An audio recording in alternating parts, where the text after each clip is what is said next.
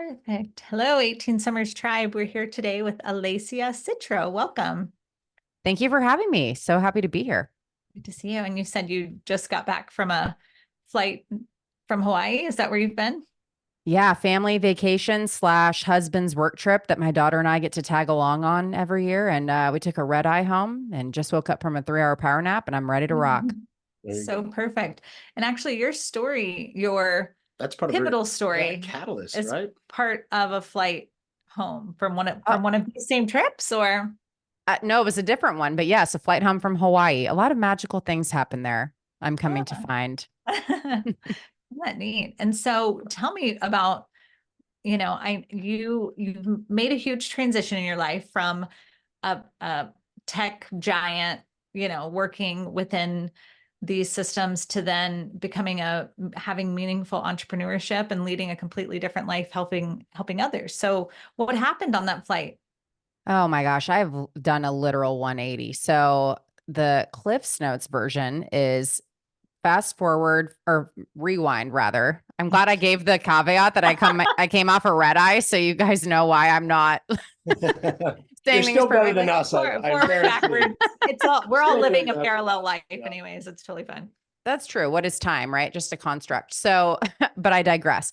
So we rewind to 2020, COVID.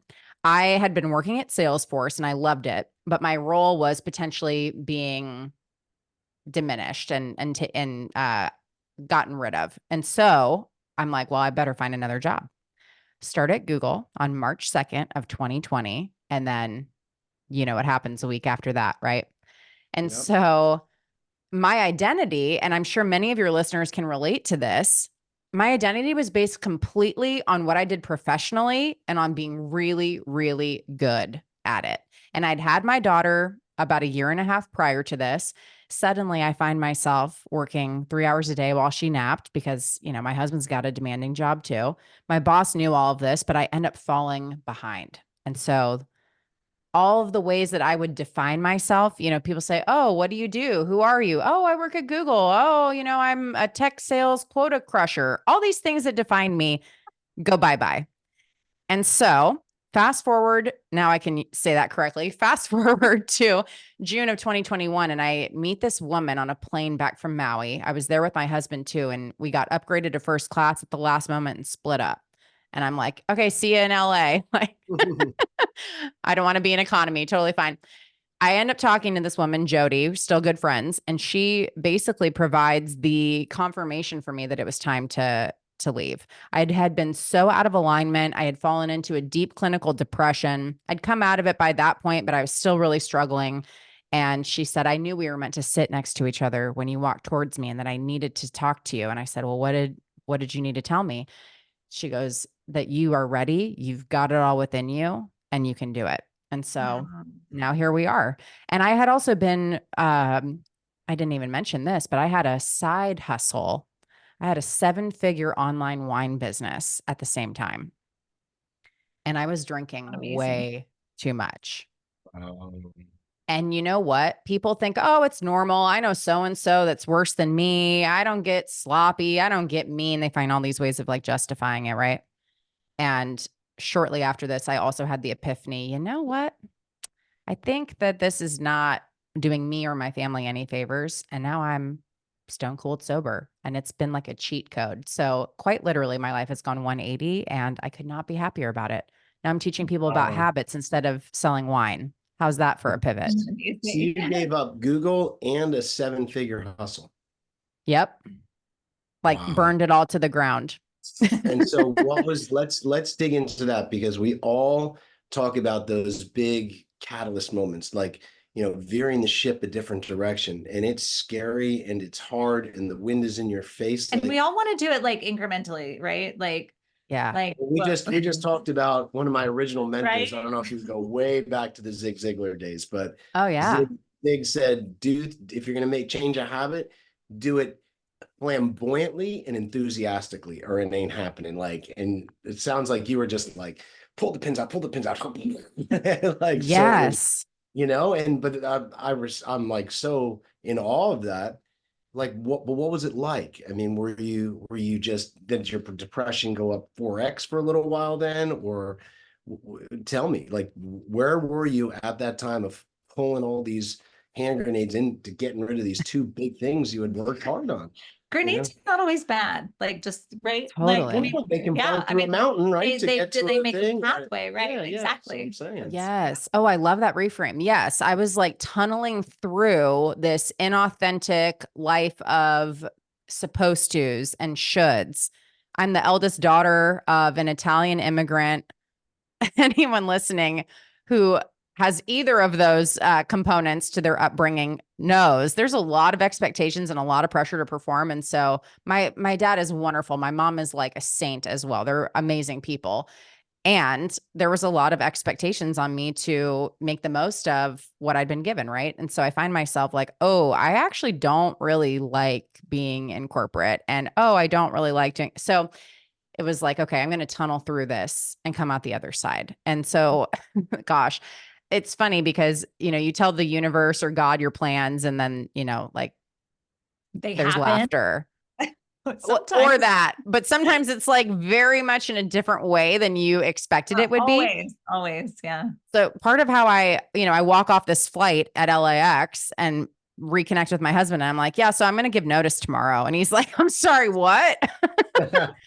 And part of how I sold him on that is, well, hey, like the wine business is doing great. That's only going to grow. And then I ended up walking away from that maybe 6 months later.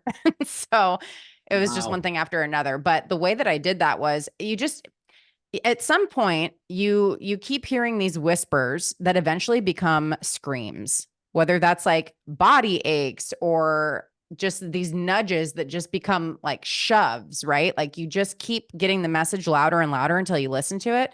And so that's what happened for me. It was just a blind leap of faith. I have had so many leaps of faith come to fruition throughout my life that I'm like, no, I know that this is the right thing. It'll be okay as long as I'm becoming a better version of myself and doing something that is for not only my good, but the good of all. It's going to work out. And so that's been the experience Mhm. so far. A lot of fumbling. Don't get me wrong. It has Yeah. not been Yeah. puppies and rainbows and ice cream, but Mhm. No, I'm still never. standing. Yeah. And I think that you bring up an important part, the fact that you weren't, I mean, not that anything's wrong for doing something nice for yourself, but how incredible you got to serve yourself in that inner knowing and help, but that it also was of service to others. I think that that's so important, because then it just continues to drive you. You're like, okay, well, maybe there's not money back in the situation yet, but look at all these people I know that I'm helping. Like the proof is in these smiles or in my relationship that I'm now having with my husband and my daughter. Like, right. Yes. Is it a daughter that you have? Yes. Yeah. Mila, Okay. who's 5.5. Oh, fun. So would you go back? Would you Mm. say, oh, I'd go back to Google and wine? Would you No, go?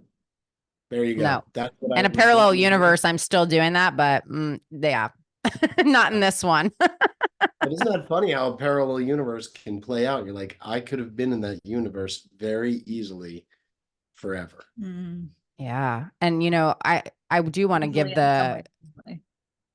totally. And the asterisk also of like I did get on antidepressants, never intend to get off of them. If it ain't broke, don't fix it. But like I don't have a shred of depression to speak of anymore, which is interesting.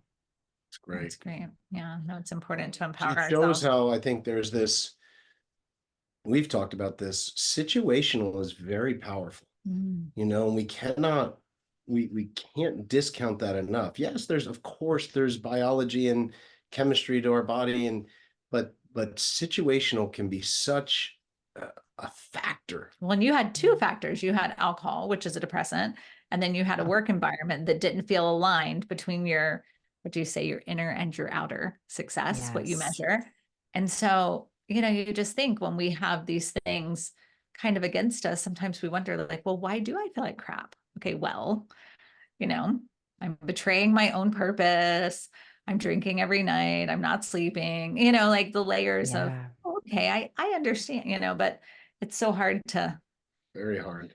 to see that. And now I want to talk a little bit about, because I feel pretty strongly about mommy wine culture. And so Me I too, girl. love, yeah. And so, it was pretty unpopular when I shared, like, I don't need wine to enjoy my children. Like I like them and it's not funny. You know what I mean? Like I have a friend that almost died of alcoholism and almost lost her children, you know, and the layers of being like, being a parent and drinking go hand in hand and make it easier.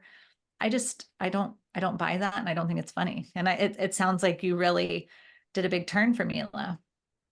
Oh yeah. And I did buy into it initially. I mean, being fair though, the first couple years and the three-nager stage, those are tough. I feel like I'm in the sweet spot right now. Like 4 to 5 is like, oh, this is amazing. Can I just like bottle this and freeze time? Especially with girls. Yeah. We have 5, 20 to 2. And I will tell you, we don't want to jinx you.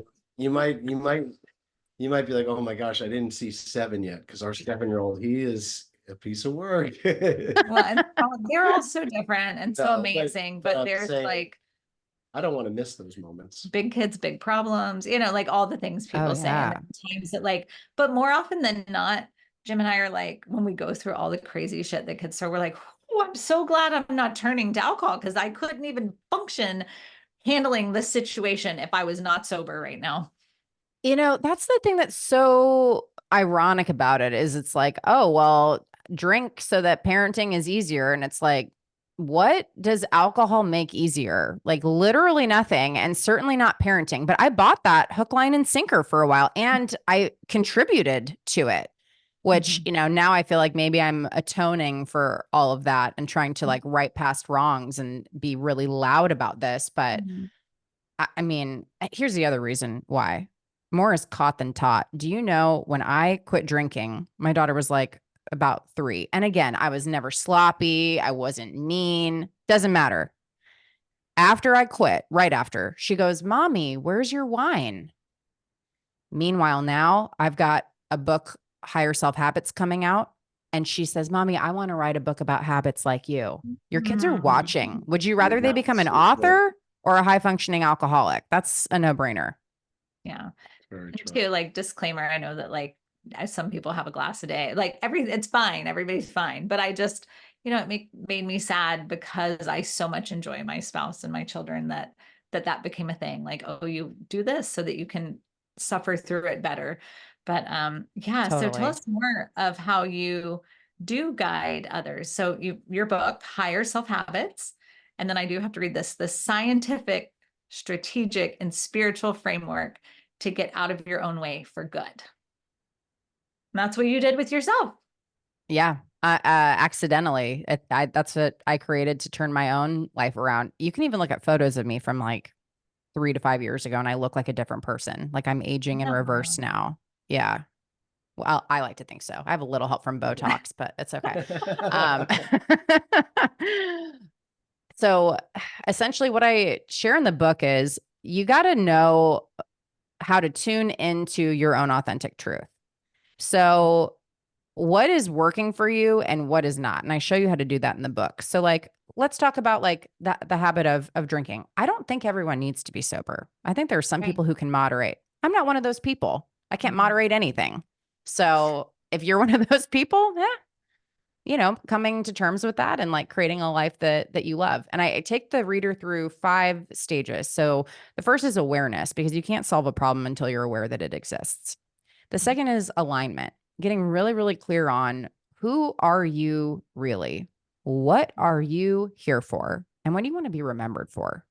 And really becoming so intimately aware of and connected to this better version of you that you were created to be, to where if you focus on who you are being, the doing and the having, they kind of sort themselves out, Most people have it in reverse of like, once I have this, I could do that and be this.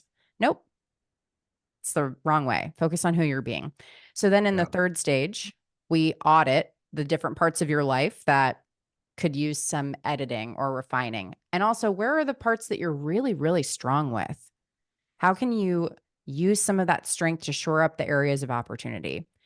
Sort of like, Maslow's hierarchy of needs. Like, let's focus on where you're weak first and build up from there so that you have a foundation of steel, not quicksand. And then the final 2 phases are activation, where you put it all to work, the rubber meets the road, and then ascension, right? You become this better version of you and the process begins again. You have new levels of awareness, new levels of alignment, and on it goes. Your upward spiral, as I call it in the book. No more downward spirals. We're done with those. Done. Now, when you start to grow and change in such an exponential way, how do those closest around you, like, how did your husband respond to this, or your family that raised you to work hard and have hustle and these other things? Because maybe what you're working on now doesn't appear to be a hustle because you're self-fulfilling and you're, a higher vibe and you're, these other things that maybe people who placed these judgments and expectations on you can't recognize that as hard work. So how do you navigate, or how do you guide others to navigate those, I hate to say the word haters, but you know what I mean? Those people in your life that might be like, whoa, who are you? Oh, wow. What a good question. Well, luckily I'm still working hard. So that's probably why I get the stamp of approval from dad. Mom would support me even if I don't know. I'm trying to think of like a random thing that I could do. she underwater basket weaving. She would be like my biggest fan. My husband is all about it, like loves it. He's ready for me to start like, making coin again, but that'll happen. We both know it. I think though, if you don't have those really close around you, like your family or your chosen family that are in your corner, a couple of things. So some people have fallen away, and I think that that's fine. I heard years ago, people come into your life for a reason, a season, or a lifetime. And I think those are words to live by. Who do you need to maybe let go of or do the slow fade on? It doesn't have to be this big drama. Just let them drift. You can love them from afar. And then there's other people, like I have a really core group of best girlfriends. They have not been super interested in all that I've been doing professionally now, not because they don't love me or they don't care. It's just not within like their frame of reference. Like they're not writing a book. They're not building a course. They're not, you know what I mean? So I think we also need to be realistic. I say this in the book. You cannot expect all the people in your life to be Swiss Army knives. They're not going to be fitting every single need that you have and pivoting to every single thing that you do. Be okay with that. As long as they love you, support you, want to see you win, keep them around. And if they don't, bye-bye.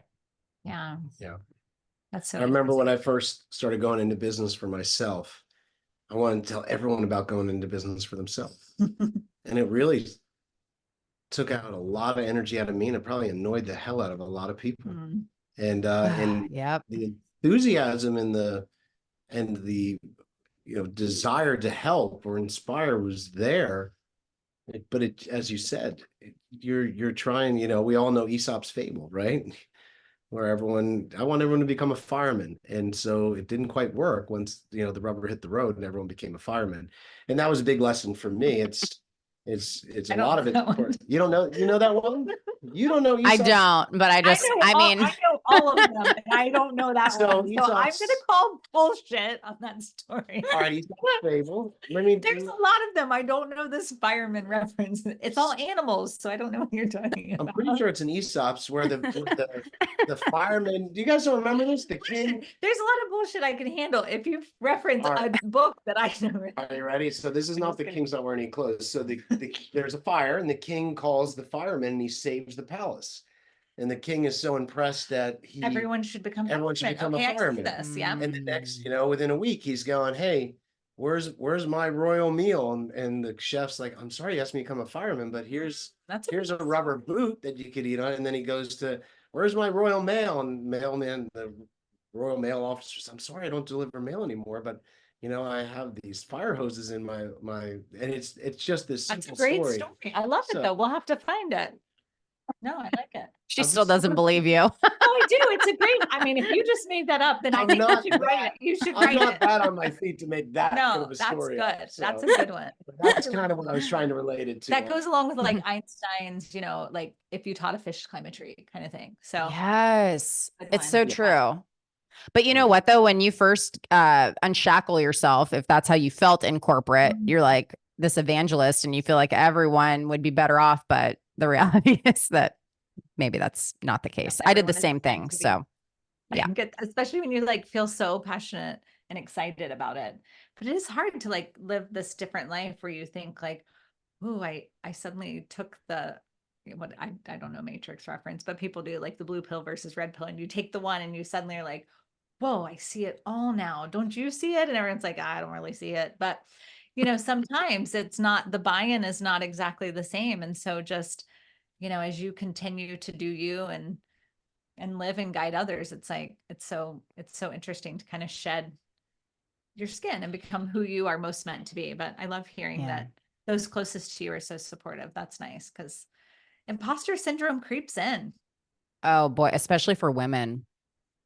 Big time. Have you all heard the HP study that they did at Hewlett Packard internally to figure out why more men were applying for promotions than women? Mm-mm. So they were trying to figure out why it was so disparate. And they found that men would apply for the promotion when they had 60% of the qualifications, and women would apply when they met all of them, 100%. Whoa. Wow. So I think sometimes, you know, it's great to have high standards, and perhaps we're being a little too hard on ourselves and need to shed some of that perfectionist tendency, you know? That's So so true. what's a question that you would ask a woman or a man if, hey, I'm thinking about this, I'm in a similar situation, a wine type business, a career. Do you give them some sort of clarifying questions to ask themselves to kind of Mm. make that thing of whether are you interested or are you committed? Like, No, I think like it's time because aligning. your friend on the flight said, no, I knew it and you're ready. So you kind of had it sounding like, So reconcile. So this is something that Alessia talks about, reconciling your inner and your outer success. And so that's kind of what I hear you saying. Like you kind of know something is different versus what you're actually doing. Is yeah, that well, what you're I'm a saying? big question guy. So is there like a few like really Like to potent ponder on. questions that you ask people? Say, well, hold on, let me ask you this. You know, kind of like a doctor.